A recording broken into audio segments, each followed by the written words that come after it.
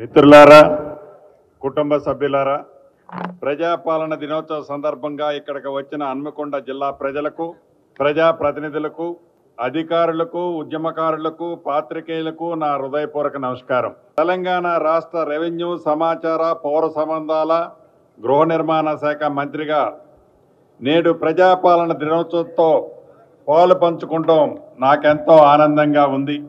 September 17, 1948 నాడు తెలంగాణ ప్రజల నిజాం రాజరిక వ్యవస్థను కూలదోసి ప్రజాస్వామ్య ప్రస్తావనకి నాంది పలికారు.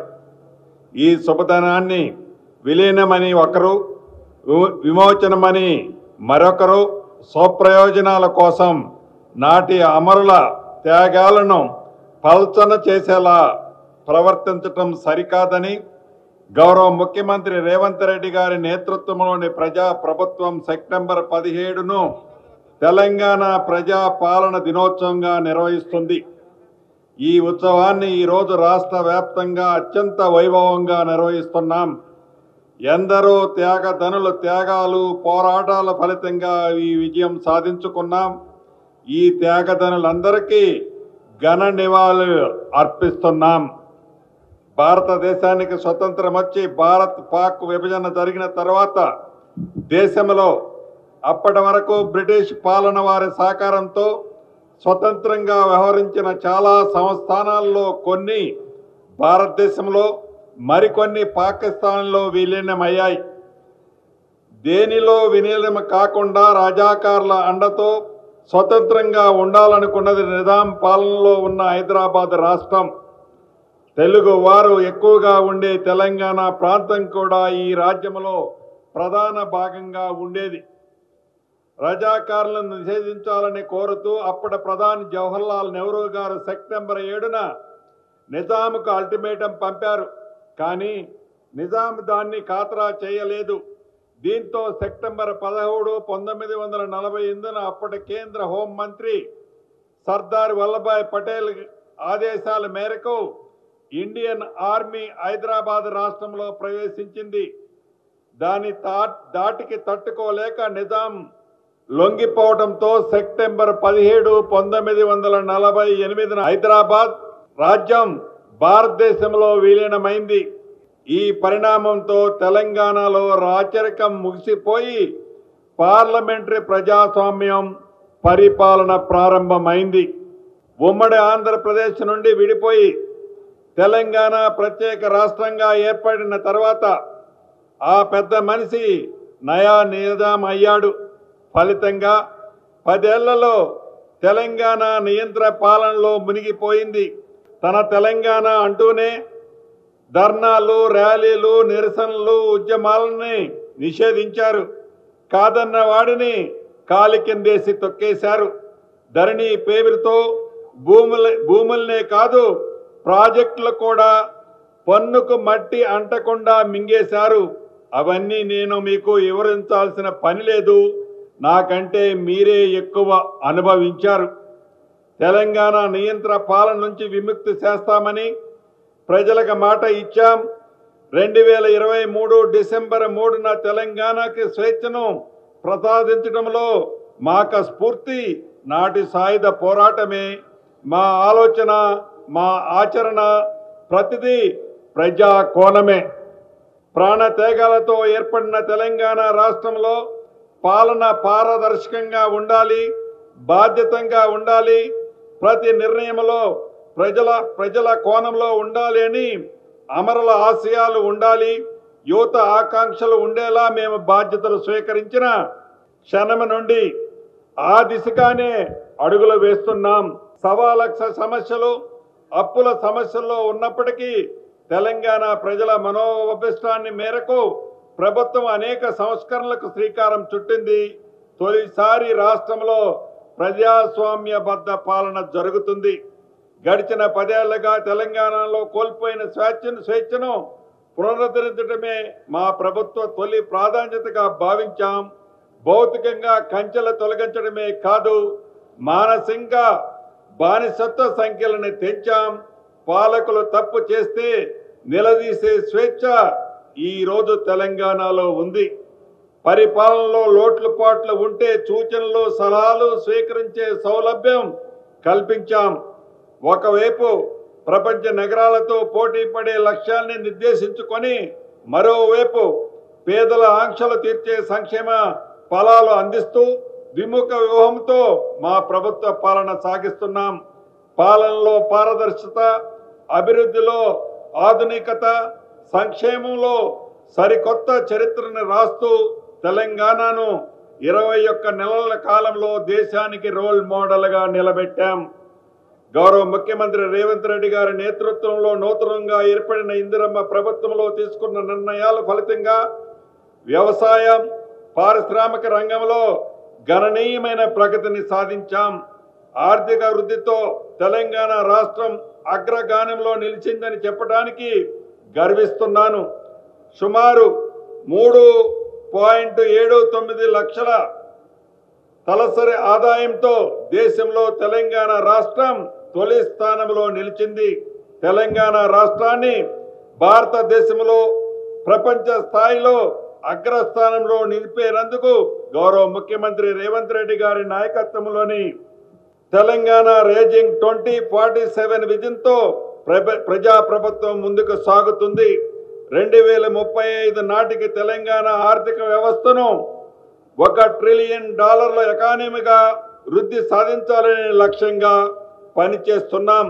అదేవిధంగా 2047 నాటికి $3 ట్రిలియన్ లక్ష్యం సాధించాలని ప్రభుత్వ ప్రణాళికలు రూపొందిస్తున్నాం.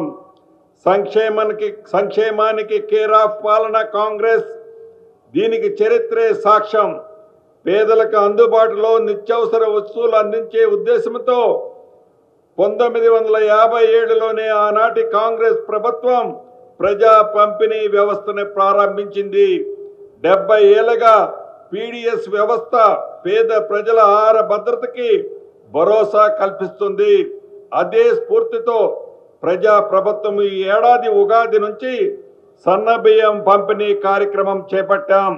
ప్రతి నెల 3,25,00,000 మంది పేదవాళ్లకు 17,000 రేషన్ షాపుల ద్వారా 2 లక్షల మెట్రిక్ టన్నుల సన్న బియ్యం ఉచితంగా పంపిణీ చేసి పేదల ఆకలి తీరుస్తున్న ప్రభుత్వం మన ప్రభుత్వం. రేషన్ కార్డులు ప్రజల ఆత్మ గౌరవానికి ప్రతీక, ఒక భరోసా. ఆ భరోసా కోసం రాష్ట్ర ప్రజలు 10 ఏళ్లు కళ్ళు కాయలు కాసేలా ఎదురు చూశారు. ప్రజా ప్రభుత్వం వచ్చాక ఆ ఎదురు చూపులకి పరిష్కారం లభించింది. కొత్తగా 11 లక్షల రేషన్ కార్డులు ఇవ్వటంతో పాటు 15 లక్షల మంది పేర్లను రేషన్ కార్డులో మన ప్రభుత్వం చేర్చడం జరిగింది.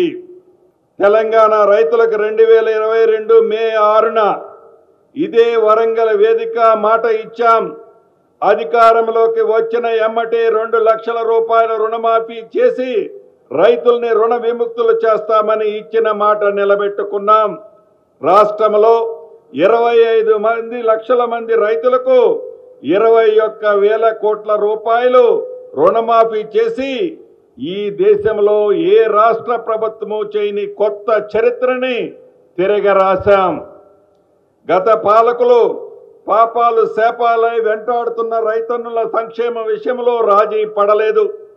రుణమాఫీతో రైతుల పట్ల మా రుణం తీరిపోయిందని చేతులు దులుపుకోలేదు.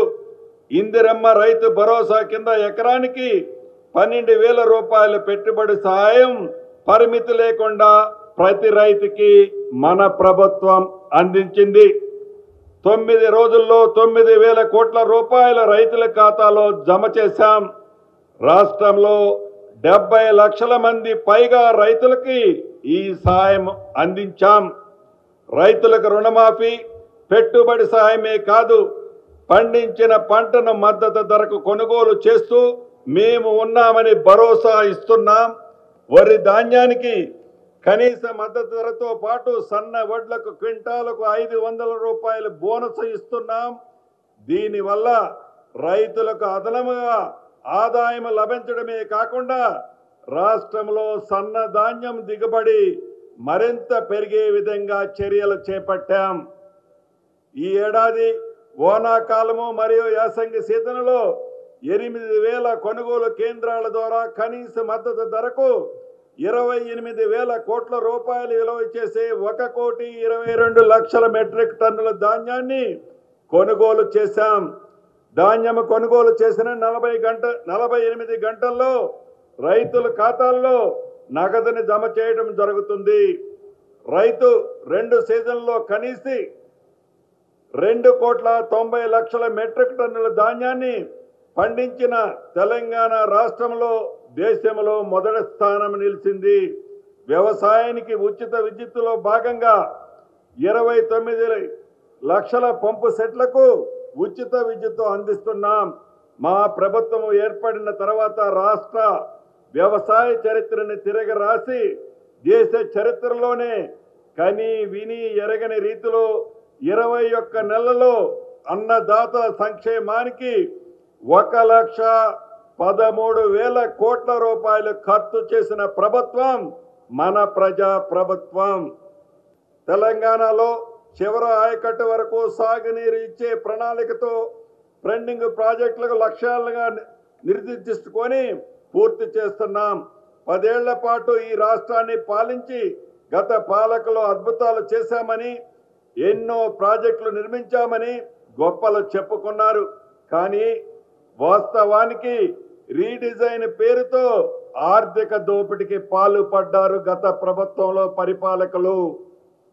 దీనికి చక్కటి ఉదాహరణ ఈ జిల్లాకి పక్కనే ఉన్న కాళేశ్వరం ప్రాజెక్టు పరిస్థితి ఏమైందో ఈ వరంగల్ వాస్తవాలకు బాగా తెలుసు. తెలంగాణని సస్యశ్యామలంగా మార్చేందుకు ఇందిరమ్మ ప్రభుత్వం చిత్తశుద్ధితో పనిచేస్తుంది. ఈ ప్రాంతానికి ప్రధానంగా తాగునీరు అందించే దేవాదుల ప్రాజెక్టుని గత ప్రభుత్వం నిర్లక్ష్యం చేసింది. ఈ ఇందిరమ్మ ప్రభుత్వం 2026 డిసెంబర్లోగా పూర్తి చేయాలని లక్ష్యంతో ముందుకు నడుస్తుంది. 10 ఏళ్ల తర్వాత పేదల సొంతింటి కలను మళ్లీ రెక్కల తొడిగించాం. ఇందిరమ్మ ఇల్లు నిర్మాణం ఇవాళ గ్రామాల్లో పేదల ఆత్మ గౌరవ ప్రతీకగా కనిపిస్తుంది. తొలి విడతగా ప్రతి నియోజకవర్గానికి 3,500 ఇళ్లు మంజూరు చేశాం. ఇవన్నీ శరవేగంగా నిర్మాణాలు జరుగుతున్నాయి. ఈ జిల్లాలో కూడా వేలాది ఇళ్లు వివిధ నిర్మాణ దశలో ఉన్నాయి. ఈ నెల 3వ తేదీన భద్రాద్రి జిల్లా అశ్వరావుపేట నియోజకవర్గంలోని చండ్రగొండ మండలంలో బెండాలపాడు గ్రామంలో ఇందిరమ్మ ఇండ్లకు గౌరవ ముఖ్యమంత్రి రేవంత్ రెడ్డి గారి చేతుల మీదుగా గోప్రవేశాలు కూడా చేశామని చెప్పడానికి సంతోషిస్తున్నాను. ప్రభుత్వానికి ఎన్ని ఆర్థిక ఇబ్బందులు ఉన్నా గ్రీన్ ఛానల్తో నిధులు విడుదల చేస్తున్నాం. ఇండ్లు నిర్మాణ పురోగతిని ప్రతి సోమవారం లబ్ధిదారుల ఖాతాలో నిధులు జమ చేస్తున్నాం. రాజకీయాలకు అతీతంగా అర్హుల ఎంపికలో పారదర్శకంగా వ్యవహరిస్తున్నాం. పేదరికమే అర్హత, ఇళ్ల కేటాయింపులో కోటాలు ఓటాలు లేవు. ఇళ్ల కోసం కమిషన్లు ఇచ్చే కర్మ లేదు. నీకింత నాకింత దందాలు లేవు. ఎంపికకు పేదరికమే గిట్టురాయి. అడవులను నమ్ముకొని జీవించే జంతువులకి సైతం చరిత్రలో తొలిసారి ఇందిరమ్మ ఇళ్లు కేటాయించాం. గతంలో ఏ ప్రభుత్వం ఇల్లు ఇవ్వాలని ఆలోచన రాలేదు. నల్లమల్ల బిడ్డగా వారి సాధక బాధకలు తెలిసిన వాడిగా చెంచు కుటుంబాలకు ఇందిరమ్మ ఇళ్లను మంజూరు చేశాం.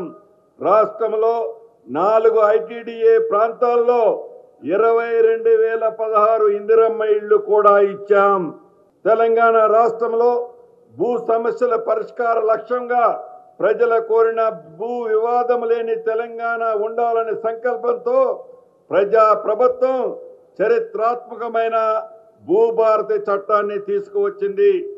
ఏప్రిల్ 14వ తేదీన భూభారతి చట్టాన్ని గౌరవ ముఖ్యమంత్రి రేవంత్ రెడ్డి గారి చేతుల మీదుగా ఆవిష్కరించుకోవడం జరిగింది. రాష్ట్ర వ్యాప్తంగా 3 విడతల రెవెన్యూ సదస్సులు నిర్వహించాం. ఈ రెవెన్యూ సదస్సులో వచ్చిన దరఖాస్తుల్ని పరిష్కారం చూపిస్తున్నాం. ఈ హన్మకొండ జిల్లాలో భూ సమస్యలు శాశ్వతంగా పరిష్కారం అవుతాయని హామీ ఇస్తున్నాను. గ్రామ స్థాయి వరకు రెవెన్యూ సేవకులను అందిస్తామని ఎన్నికల్లో ఇచ్చిన హామీని నిలబెట్టుకున్నాం. రాష్ట్ర వ్యాప్తంగా 10,954 రెవెన్యూ గ్రామాలకు క్లస్టర్ల వారీగా విభజించి గ్రామ పరిపాలక అధికారుల్ని నియమించాం. గౌరవ ముఖ్యమంత్రి రేవంత్ రెడ్డి గారి చేతుల మీదుగా ఇదే నెల 5వ తేదీ నియామక పత్రాలను కూడా అందజేయటం జరిగిందని చెప్పడానికి సంతోషిస్తున్నాను. అంతేకాక దాదాపు 9 లక్షల సాదా బైనామాల విషయంలో కోర్టులో స్టే ఉంటే ప్రభుత్వం చొరవ తీసుకొని ఈ స్టేని కూడా ఈ మధ్యనే డ్రాప్ అయ్యే విధంగా ప్రభుత్వం చొరవ చూపిందని చెప్పడానికి సంతోషిస్తున్నాను.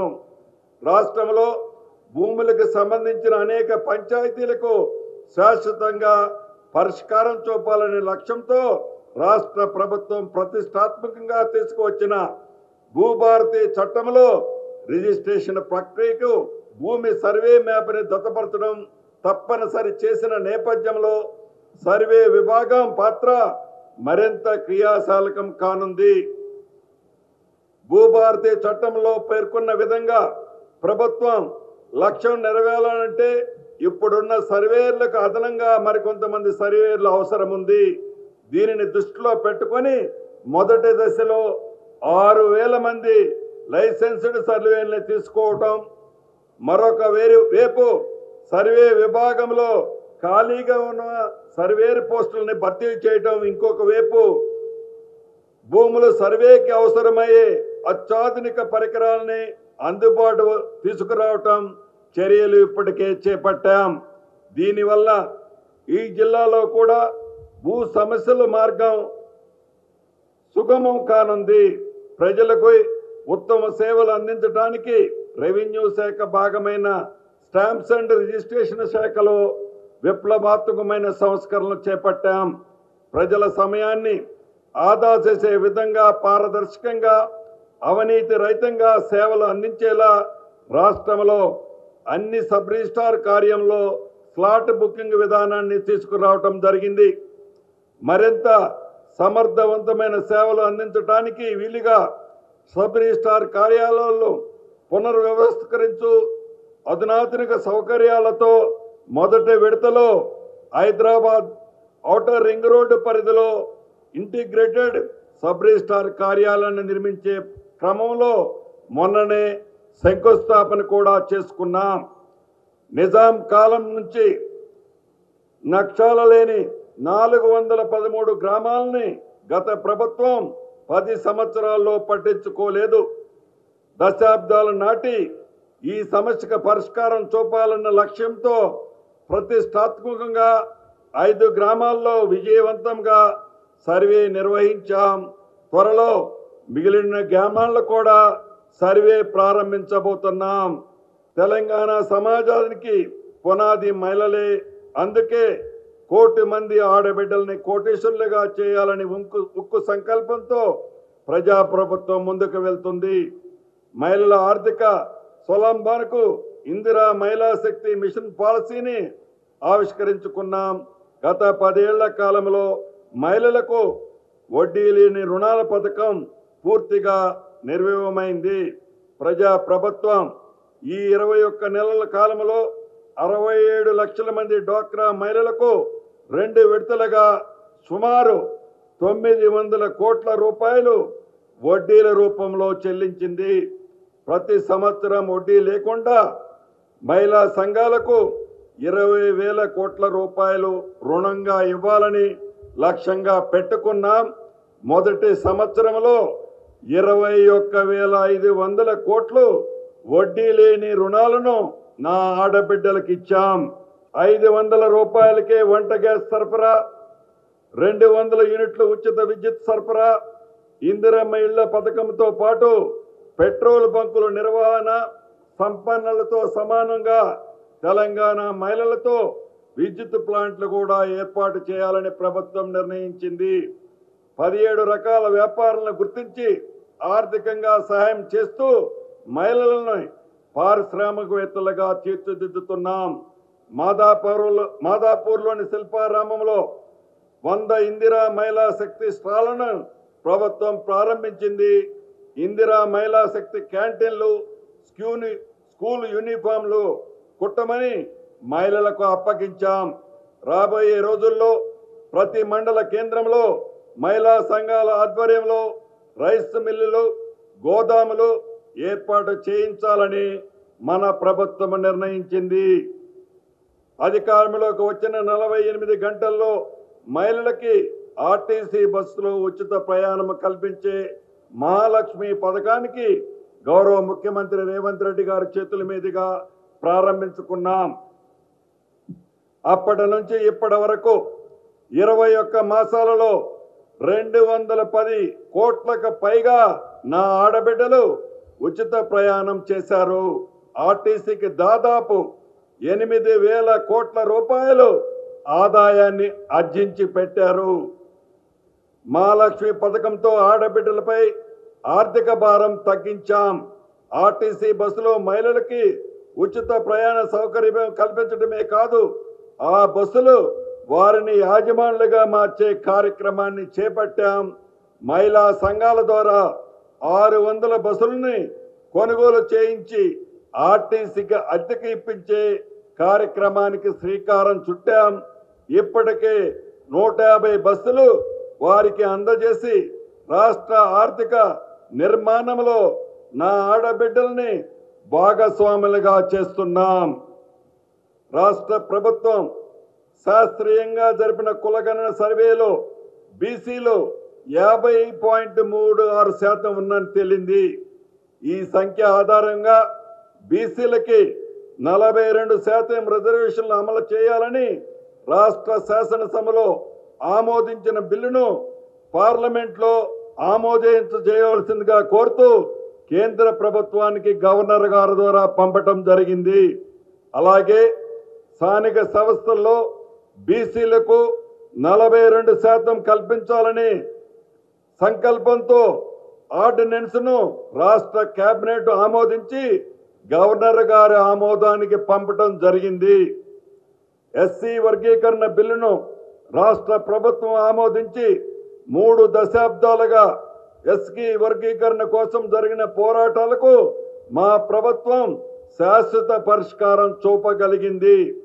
సంక్షేమంతో పాటు సామాజిక న్యాయంలో సైతం తెలంగాణ దేశానికి దిశానిర్దేశం చూపించింది. దేశంలో వర్గీకరణ చేసిన తొలి రాష్ట్రం మన రాష్ట్రమని చెప్పటానికి గర్వపడుతున్నాను. ఈ రాష్ట్ర యువతే ప్రజా ప్రభుత్వానికి నిజమైన నిర్మాతలు. మన ఇందిరమ్మ ప్రభుత్వం వారి భవిష్యత్తుకి గ్యారంటీ ఇస్తూ యువత ఉపాధి, ఉద్యోగ అవకాశాల కల్పనే లక్ష్యంగా పనిచేస్తుంది. దశాబ్ద కాలంలో ఉద్యోగాల కోసం ఎదురుచూస్తున్న తెలంగాణ నిరుద్యోగ కళలను సాకారం చేశాం. 21 మాసాల కాలంలో 60,000 మందికి పైగా ఉద్యోగ నియామక పత్రాలు మన ప్రభుత్వంలో ఇచ్చాం. పారిశ్రామిక విధానాలకు మరింత మెరుగుపరుచుకుంటూ తెలంగాణను పెట్టుబడులకు నిలయంగా మార్చాలనే లక్ష్యంతో ప్రభుత్వం ముందుకు వెళ్తుంది. ఇప్పటికే లక్షల కోట్ల రూపాయల పెట్టుబడుల్ని సాధించుకోగలిగాం. ప్రైవేటు రంగంలో లక్షలాది ఉద్యోగాలు సృష్టించగలిగాం. తెలంగాణలో సూక్ష్మ, చిన్న, మధ్యతరహా పరిశ్రమల సమస్యలను పరిష్కరించేందుకు రూపొందించిన ఎంఎస్ఎంఈ పాలసీ 2024 మేరకు రానున్న 5 ఏళ్లలో సుమారు 4,000 కోట్ల రూపాయలు ఖర్చు చేసి పరిశ్రమలు స్థాపించబోతున్నాం. దీని ద్వారా ప్రైవేటు రంగంలో ఉపాధి అవకాశాలు మెరుగుపడతాయి. రాజీవ్ గాంధీ సివిల్ అభయ హస్తం కింద సివిల్ సర్వీస్ ప్రిపేర్ అయ్యే వారికి ఆర్థిక ఇబ్బందులు లేకుండా ఒక్కొక్కరికి ₹1,00,000 ఆర్థిక సాయం అందిస్తున్నాం. యంగ్ ఇండియా స్కిల్ యూనివర్సిటీ ఏర్పాటు చేయడం ద్వారా యువతలో నైపుణ్యాన్ని మెరుగుపరుస్తున్నాం. ఐటీఐలని అడ్వాన్స్డ్ ట్రైనింగ్ సెంటర్లుగా తీర్చిదిద్దాం. ఎస్సీ, ఎస్టీ, బీసీ, మైనార్టీ విద్యార్థులంతా కుల మతాలకు అతీతంగా ఒకే ప్రాంగణంలో కలిసిమెలిసి చదువుకునే విధంగా సకల సౌకర్యాలతో 25 ఎకరాల సువిశాల విస్తీర్ణంలో 15,600 కోట్ల రూపాయల వ్యయంతో యంగ్ ఇండియా ఇంటిగ్రేటెడ్ గురుకుల స్కూళ్లు ఏర్పాటుకు శ్రీకారం చుట్టాం. విధి నిర్వహణలో కాలం గడుపుతూ పిల్లల చదువులపై ప్రత్యేక దృష్టి సారించలేకపోతున్న పోలీసు సోదరుల పిల్లలకు మంచి విద్యా అవకాశాలు కల్పించాలనే లక్ష్యంతో హైదరాబాద్లో యంగ్ ఇండియా పోలీసు స్కూల్ని ఏర్పాటు చేశాం. రాష్ట్రంలో క్రీడలను ప్రోత్సహించేందుకు స్పోర్ట్స్ యూనివర్సిటీని కూడా ఏర్పాటు చేస్తున్నాం. గతంలో ఎన్నడూ లేని విధంగా విద్యా రంగానికి మా ప్రభుత్వం అత్యంత ప్రాధాన్యత ఇస్తుంది. ఉపాధ్యాయుల నియామకం, అమ్మ ఆదర్శ కమిటీల ద్వారా సమయానికి పుస్తకాలు, యూనిఫామ్లు పంపిణీ చేస్తున్నాం. పాఠశాలలు తెరవటానికి ముందే అవసరమైన వసతులను కల్పిస్తున్నాం. ప్రభుత్వ గురుకులాలు, వసతి గృహాల్లో దీర్ఘకాలికంగా అపరిష్కరంగా ఉన్న మెస్ ఛార్జీ సమస్యలను పరిష్కరించాం. విద్యార్థులకి పౌష్టికాహారం అందించాలనే లక్ష్యంతో గతంలో ఎన్నడూ లేనంత విధముగా డైట్ ఛార్జీలు 40%, కాస్మెటిక్ ఛార్జీలు 200% మన ప్రభుత్వం పెంచింది. ఆరోగ్యశ్రీ అంటేనే కాంగ్రెస్ బ్రాండ్ స్కీమ్. గత 10 సంవత్సరాల్లో మసకబారిన ఈ పథకానికి పూర్వ వైభవం తీసుకొచ్చాం. ప్రజా ప్రభుత్వం అధికారంలోకి వచ్చిన వెంటనే ఆరోగ్యశ్రీ పరిమితిని 5 లక్షల నుండి 10 లక్షల రూపాయలకి పెంచాం. రాష్ట్ర వ్యాప్తంగా 1402 ఆసుపత్రుల్లో ఆరోగ్యశ్రీ సేవలు అందుబాటులో ఉన్నాయి. ఇటీవలే 108 ఆసుపత్రులు ఆరోగ్యశ్రీ పరిధిలోకి చేర్చడం జరిగింది. ఇందిరమ్మ ప్రభుత్వం అధికారంలోకి వచ్చిన 2023 డిసెంబర్ నుంచి ఇప్పటి వరకు సుమారు 11 లక్షల మందికి చికిత్స మన ప్రభుత్వంలో అందించాం. ఈ 21 నెలల కాలంలో ఆసుపత్రులకు 1600 కోట్ల రూపాయలు ప్రభుత్వం చెల్లించింది. దేశంలో తొలిసారిగా రాష్ట్రంలోని అనాథ పిల్లలు ఏ విధమైన అనారోగ్యానికి గురైన కార్పొరేట్ ఆసుపత్రిలో 10 లక్షల రూపాయల వరకు ఉచితంగా వైద్య సేవలు పొందే అవకాశాన్ని మన ఇందిరమ్మ ప్రభుత్వం కల్పించింది. దీని ద్వారా ఈ జిల్లాలో కూడా ఎంతో మందికి అవకాశం లభించింది. హైదరాబాద్ నగరాన్ని అంతర్జాతీయ ప్రమాణాలతో అభివృద్ధి చేసేందుకు ప్రణాళిక సిద్ధమయ్యాయి. మెట్రో విస్తరణకు శ్రీకారం చుట్టాం. జిహెచ్ఎంసీలో కంటోన్మెంట్ విలీనం చేయాలన్న ప్రజల చిరకాల వాంఛని నెరవేర్చాం. ఫ్యూచర్ సిటీ పేరుతో 30,000 ఎకరాల్లో సరికొత్త నగర నిర్మాణానికి ప్రభుత్వం శ్రీకారం చుట్టింది. అభివృద్ధి ప్రణాళికలో రాష్ట్రాన్ని 3 జోన్లుగా విభజించాం. ఔటర్ రింగ్ రోడ్డు లోపల నగరాన్ని కోర్ అర్బన్ తెలంగాణగా, ఔటర్ రింగ్ రోడ్డు ప్రతిపాదిత రీజనల్ రింగ్ రోడ్డు మధ్య ప్రాంతాన్ని అర్బన్ తెలంగాణగా, రీజనల్ రింగ్ రోడ్డు ఆవల ప్రాంతాన్ని రూరల్ తెలంగాణగా నిర్ణయించాం. తెలంగాణ రాష్ట్రాన్ని ప్రపంచ వేదికపై ఆవిష్కరించడంలో విజయం సాధించాం. అమెరికా, దక్షిణ కొరియా, సింగపూర్, దావోస్, జపాన్ దేశాలలో పర్యటించి భారీగా పెట్టుబడులు సాధించాం. హైదరాబాద్ వేదికగా పలు గ్లోబల్ ఈవెంట్లు నిర్వహించాం. AI global summit, bio Asia సదస్సు, ప్రపంచ సుందరి పోటీలు విజయవంతంగా నిర్వహించాం. ఇక మన హన్మకొండ జిల్లాకు వస్తే, హన్మకొండ జిల్లా అభివృద్ధికి గౌరవ ముఖ్యమంత్రి రేవంత్ రెడ్డి గారి నేతృత్వంలోని మన ప్రజా ప్రభుత్వం అత్యంత ప్రాధాన్యత ఇస్తుంది. గత 10 ఏళ్ల కాలంలో ఈ ప్రాంత అభివృద్ధి హామీలకు కాగితాలకే పరిమితమైంది. మన ప్రభుత్వం మాటల్లో కాకుండా చేతల్లో చూపిస్తుంది.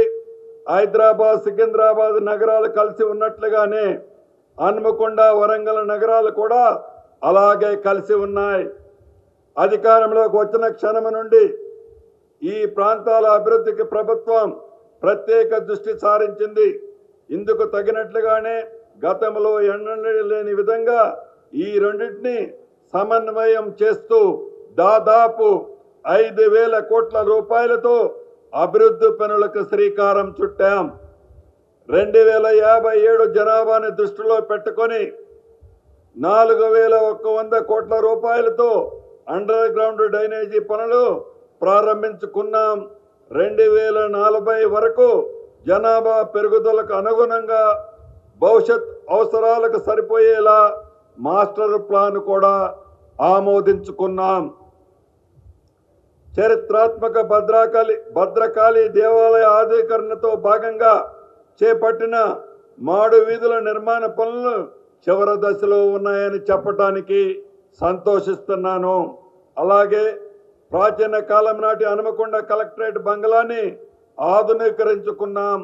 జాతీయ రహదారుల విస్తరణలో భాగంగా గణపూర్ నుండి ఐనవోలు, ఓయ, కూనూరు, గర్నేపల్లి వరకు రోడ్డు వెడల్పు పనులు, బంగ్లాపూర్ నుండి ధర్మవరం రోడ్డు 13 కిలోమీటర్ల వరకు రోడ్డు విస్తరణ పనులు కూడా ఇప్పటికే పూర్తి చేసుకోబోతున్నామని చెప్పడానికి సంతోషిస్తున్నాను. జిల్లాలో భీమదేవరపల్లి మండలం వంగర గ్రామంలో 7 కోట్ల రూపాయల నిధితో మాజీ ప్రధానమంత్రి స్వర్గీయ పివి నరసింహారావు గారి విజ్ఞాన వేదిక అభివృద్ధి పనులు చివరి దశలో ఉన్నాయని చెప్పడానికి సంతోషిస్తున్నాను. పరకాలలో 35 కోట్ల రూపాయల అంచనా వ్యయంతో చేపట్టిన 100 పడకల ఆసుపత్రి నిర్మాణ పనులు చురుగ్గా సాగుతున్నాయి. జిల్లాలో 2 ఇంటిగ్రేటెడ్ రెసిడెన్షియల్ పాఠశాలలు మంజూరు చేయటమే కాదు, అతి కొద్ది రోజుల్లో పనులు కూడా ప్రారంభించుకోబోతున్నాం. క్రీడా పాఠశాలలు మరియు సెంటర్ ఆఫ్ ఎక్సలెన్సీ హన్మకొండ జిల్లాల్లో ఏర్పాటుకు ప్రభుత్వం ప్రతిపాదనలు ఇప్పటికే సిద్ధమయ్యాయి. తాత్కాలికంగా జవహర్లాల్ నెహ్రూ స్టేడియంలో స్పోర్ట్స్ స్కూల్ ప్రారంభోత్సవానికి సిద్ధం చేయడం జరిగిందని చెప్తున్నాను. గత ప్రభుత్వం హన్మకొండలో కాళోజీ కళాక్షేత్రం శంకుస్థాపన చేసి గాలికి వదిలేసింది. మన ప్రభుత్వం అధికారంలోకి రాగానే కళాక్షేత్రం పనుల్ని యుద్ధ ప్రాతిపదికన పూర్తి చేసి గౌరవ ముఖ్యమంత్రి రేవంత్ రెడ్డి గారి చేతుల మీదుగా ప్రారంభించుకోవడం కూడా జరిగింది. అది మీ అందరికీ తెలిసిందే. ఆరోగ్యశ్రీ ద్వారా వేలాది మంది పేదలకు ఉచిత వైద్య చికిత్సలు పొందించగలిగాం. హన్మకొండ జిల్లాలో మహాలక్ష్మి పథకం కింద కోట్లాది మంది మహిళలకు ఉచిత బస్సు సౌకర్యాన్ని, గృహలక్ష్మి పథకం ద్వారా వేలాది మంది మహిళలకు ఉచిత సిలిండర్ పథకాన్ని, గృహజ్యోతి పథకం కింద లక్షలాది మందిగా కుటుంబాలకు ఉచితంగా 200 యూనిట్ల వరకు విద్యుత్తుని ఉపయోగించుకుంటుందని చెప్పడానికి సంతోషిస్తున్నాను. అమ్మ ఆదర్శ పాఠశాలల పథకం ద్వారా జిల్లాలో 435 ప్రభుత్వ పాఠశాలల్లో మౌలిక వసతుల అభివృద్ధి పనుల్ని చేపట్టడం జరిగింది. వేలాది మందికి కొత్త రేషన్ కార్డులు జారీ చేయడంతో పాటు వేలాది మంది కుటుంబ సభ్యుల పేర్లని అదనంగా రేషన్ కార్డులో చేర్చడం జరిగింది. మత్స్యకారులని ఆర్థికంగా బలోపేతం చేసేందుకు మత్స్య సంపదన గణనీయంగా పెంపొందించేందుకు చర్యలు చేపట్టడం జరిగింది. ఇందులో భాగంగా ఈ ఏడాది 771 చెరువులకి 1 కోటికి పైగా చేప పిల్లల్ని 100% రాయితీతో పంపిణీ చేయటం జరిగింది. వన మహోత్సవంలో భాగంగా ఈ ఏడాది 23 లక్షల మొక్కలను నాటాలని లక్ష్యంగా పెట్టుకున్నాం. గత ఏడాది జిల్లాలో 957 హెక్టార్లలో అడవులని పునరుద్ధరించడం జరిగింది. ఖరీఫ్ సీజన్కు సంబంధించిన విత్తనాలు, ఎరువులు తగినంతగా స్టాకులు అందుబాటులో ఉంచి నకిలీ విత్తన ఎరువుల కొరత అరికట్టుటకు కఠిన చర్యలు తీసుకున్నాం. జిల్లాలో ఈ ఏడాది దాదాపు 5,000 ఎకరాల్లో పామాయిల్ తోటల లక్ష్యంగా మన ప్రభుత్వం పెట్టుకుంది. మార్పు రావాలని ఈ ప్రభుత్వాన్ని తెలంగాణ ప్రజానీకం ఎన్నుకుంది.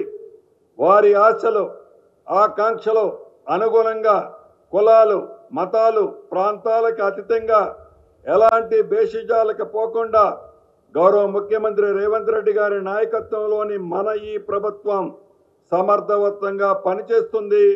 గౌరవ ముఖ్యమంత్రి గారి ఆలోచనలకు అనుగుణంగా మంత్రుల మంతరం రాష్ట్ర ప్రజల బాగోగుల కోసం చిత్తశుద్ధితో నిత్యము మీతోనే ఉండి మీకు అండగా ఉంటామని ఈ తెలంగాణ ప్రజా పాలన దినోత్సవ సందర్భంగా మనస్ఫూర్తిగా తెలియజేస్తున్నాను.